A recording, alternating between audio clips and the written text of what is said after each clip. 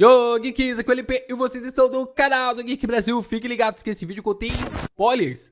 Dá pra dizer que contém spoilers de alguns mangás que a gente conversa por aqui e também que não conversamos por aqui. Mas vamos falar aqui porque o assunto é bem sério, né? O assunto aqui é bem sério e a gente vai falar e comentar sobre as prisões que aconteceram dos leakers lá no Japão. Vamos comentar aqui porque isso vai afetar pra caramba o cronograma dos lançamentos dos mangás a partir de agora. Então, se você já quer saber o que vai rolar, já deixa seu like, se inscreva aqui no canal, compartilhe esse vídeo com seus amigos porque tem muita informação, muita coisa interessante pra gente poder abordar e explicar nos mínimos detalhes.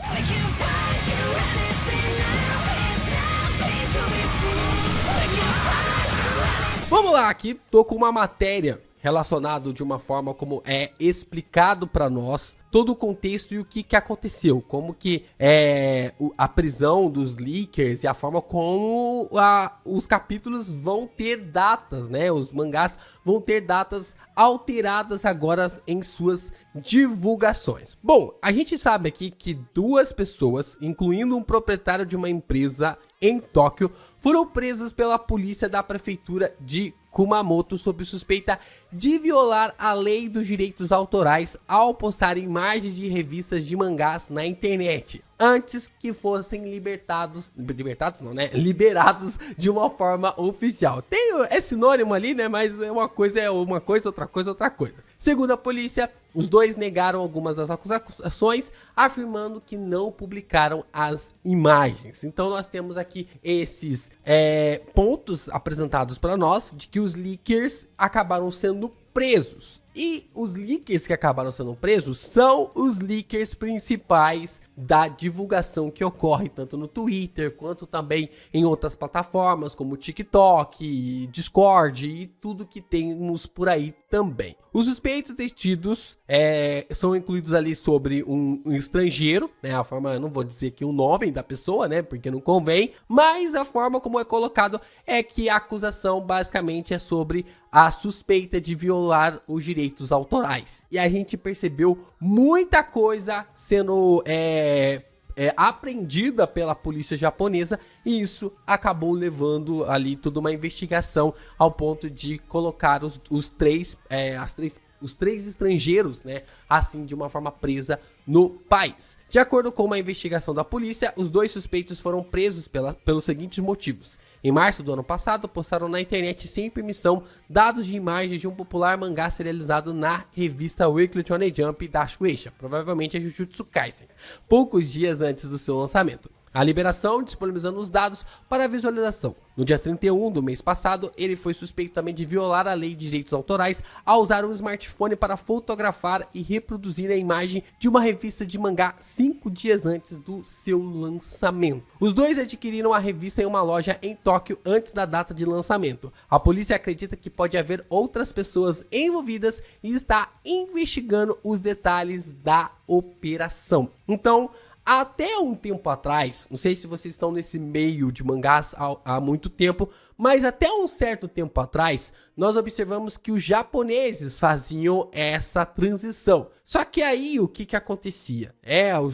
Muitos japoneses estavam sendo presos e é claro que eles desistiram de fazer esse tipo de repasse, desses vazamentos de uma forma internacional. Então agora, alguns estrangeiros dentro do Japão começaram a vazar essas imagens que a gente traz aqui no canal, já que o capítulo já está vazado totalmente na internet. Bom, nós temos algumas explicações aqui também, por exemplo, que a Shueisha é a empresa que recebeu os danos e comentou também sobre as prisões dos suspeitos. Esperamos que o esclarecimento da polícia sobre a rota do spoiler ajude a evitar mais danos no futuro. Continuaremos a tomar todas as medidas possíveis para proteger os direitos das obras nas quais os autores colocam seu coração e alma, para garantir que os leitores possam desfrutar do mangá da maneira adequada. Então eles têm aqui essa informação muito interessante sobre a Shueisha estar se pronunciando sobre a prisão. Não é que a Shueisha também seja a empresa que recebeu os danos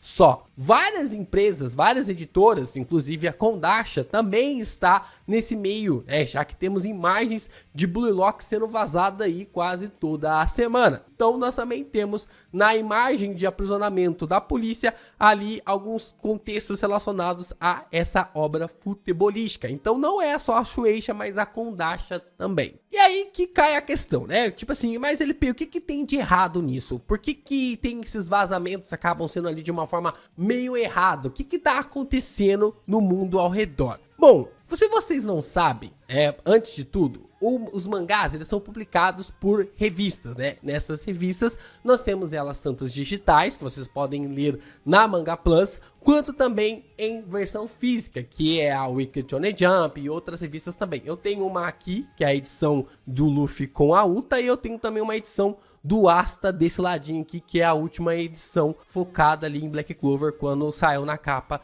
realmente da revista. E assim nós nos perguntamos, né, como que acontece esse vazamento? Como que rola esse processo de vazamento? Bom, nós temos então que no meio da distribuição e venda da revista em todo o Japão, as editoras entregam as revistas às livrarias antes da data oficial de lançamento. Claro, em toda a logística, já que a obra no Japão, ela sai na segunda-feira. Então, se ela sai na segunda-feira, quer dizer que ela vai estar disponível na segunda-feira para os japoneses. O que acontece para nós é que a gente tem a disponibilidade da história na quinta-feira, entre quarta e quinta-feira. Só que o que pega é que para os japoneses eles vão ter acesso apenas no domingo. No domingo não, né? Na segunda-feira, porque é na meia-noite. É na meia-noite para eles lá da segunda-feira. Então nós temos aqui essa visão sobre a publicação, né, dessas histórias para que chegue nas editoras, na verdade nas livrarias, de uma forma antecipada. Então, se você faz o processo de logística, você tem que fazer com que o mangá chegue a tempo na livraria para a data certa para ter a publicação. Só que nesse processo para chegar na livraria e ter a data certa da publicação, é aí que surgem os vazamentos. Nesses casos, as editoras solicitam às livrarias que comecem a vender as revistas nas datas oficiais. Porém, algumas lojas que comercializam ali as revistas não seguem essa regra e vendem as revistas de uma forma antecipada antes do lançamento. Algumas das revistas foram alteradas para que permanecessem ali de uma forma como se tivesse uma conexão com o papel. Mas os editores confirmaram que nenhum dado digital foi vazado ali dos editores. Eu não coloco minha mão no fogo para nada. Eu andei observando aí que teve alguns vazamentos digitais, né?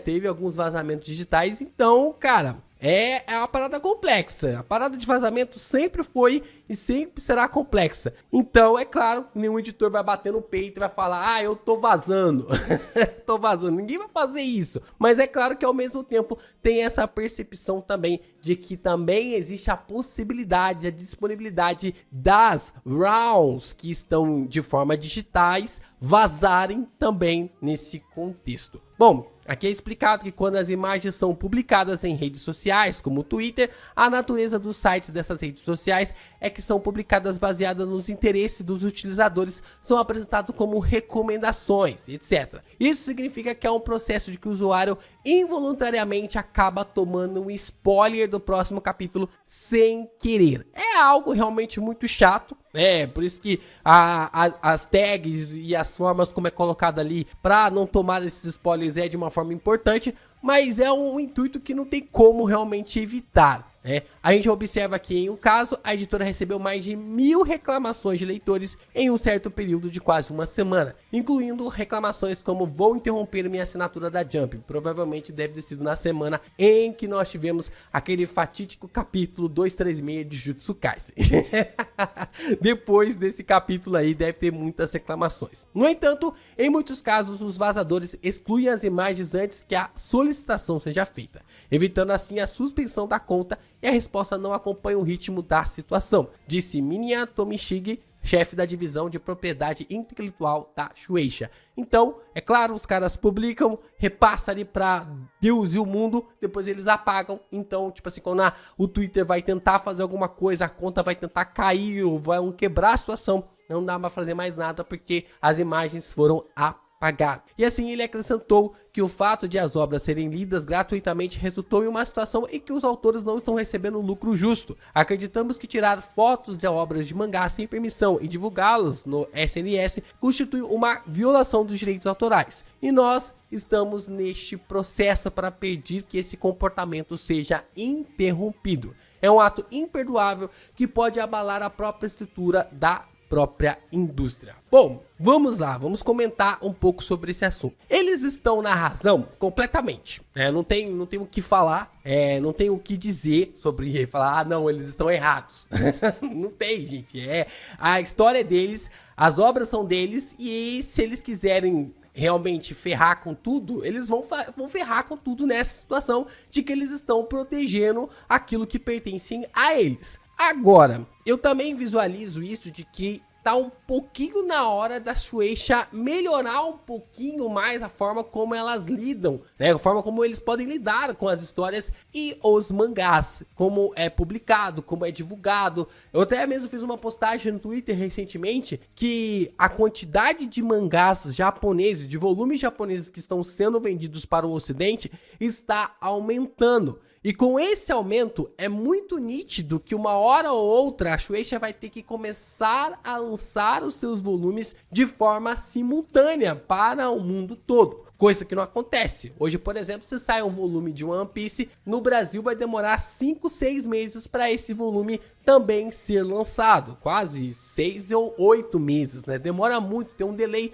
muito alto. E assim as informações já foram reveladas, os SBS já foram divulgados. Então, para você diminuir a pirataria, você tem que diminuir o delay que tem de uma informação vazada para uma informação oficial. Hoje nós temos a Manga Plus, então é claro, é nítido que tem que ter a leitura oficial. Eu tô sempre aqui recomendando para vocês lerem a versão oficial, para falar sobre a versão oficial e também abordar todos esses temas relacionados a isso. Mas ao mesmo tempo, não tem como deixar de falar que por causa dessas contas, por causa dessas partes que acabam sendo divulgadas, é que a história também acaba tendo um grande hype. A gente observou aqui, vocês estão aqui há muito tempo, tem gente que está aqui há muito mais tempo do que eu, de que a Kakawa, ela destruiu o hype de Solo Leveling no YouTube. Vocês sabem que a Kakawa acabou fazendo isso. É Kakawa ou é Koa?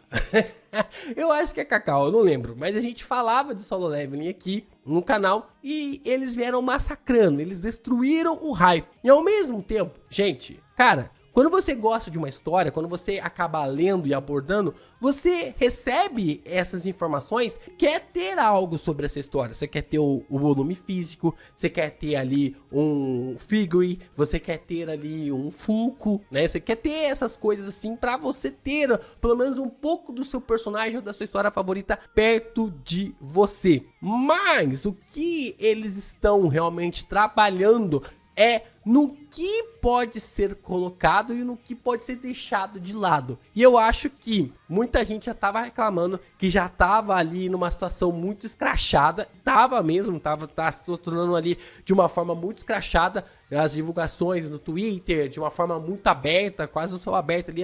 Joga as páginas aqui e tal. Tava sendo assim, de uma forma muito escrachada. Mas, ao mesmo tempo, eles vão tentar ali ver o que se pode fazer para diminuir um pouco mais essa janela, esse delay que nós temos de informações em relação à cultura japonesa, as divulgações tanto no Japão. Nós então temos o mangá saindo ao mesmo tempo na versão oficial em português ali na Manga Plus. Isso já é algo incrível. Agora falta a Shueisha também tomar ali a iniciativa para fazer o lançamento dos volumes de uma forma simultânea, de um jeito mundial, global. Vamos ver o que realmente esse empurra vai levar adiante. Eu só tenho a dizer, eu só tenho a comentar que se as versões oficiais realmente levarem a gente a ter esse movimento de deixar a pirataria de lado, a gente vai nesse caminho. A Netflix já mostrou isso para nós. Quando é um conteúdo na qual vale a pena pagar, o usuário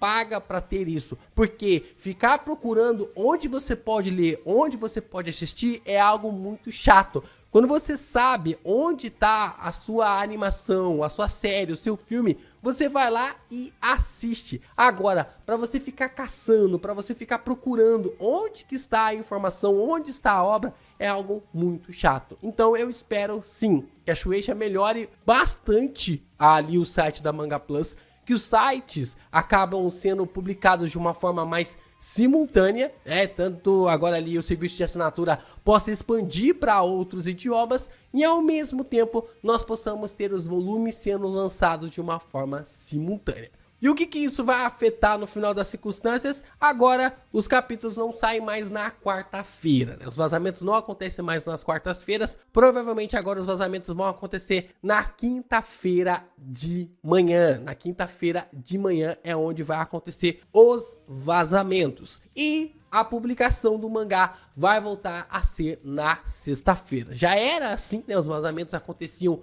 na quinta-feira, depois as publicações dos capítulos na sexta-feira. Agora voltou ali para quinta-feira e também agora os capítulos voltaram para ser na sexta-feira. A gente continua analisando, comentando aqui até quando der, né, os vazamentos, mas ao mesmo tempo a gente também vai falar mais sobre as versões oficiais, coisa do tipo, aqui no canal do Geek Brasil. We're ready, we'll come back.